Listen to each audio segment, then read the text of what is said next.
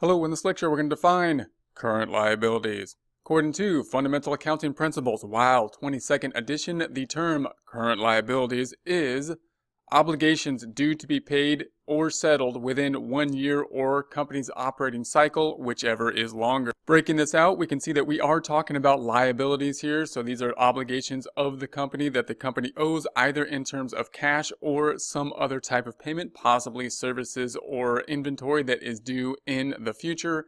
And it's current because it's going to be due within 1 year or the operating cycle. That's what's going to make it current. It's important to break out the current liabilities because it's good to compare the current liabilities to the current assets to see whether those liabilities that will be due within the current time period can be paid within that time period. Here's a balance sheet. Current liabilities are going to be up here on the upper right hand side.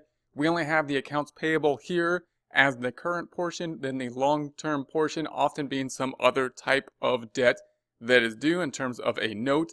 Note the confusing thing in terms of defining whether something should be a current liability or a long-term liability often happens when we have a note that has a current portion and a long-term portion. So, for example, if you think about a mortgage payment or something on a personal side, we may be making monthly payments on a very long, for a long period of time.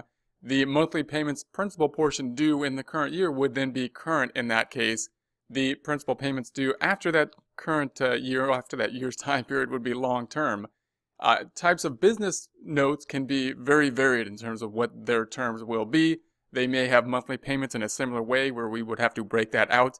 Or it may be that the principal is not due until the end of the note, in which case it would all be long term until that end payment is within a year's time period.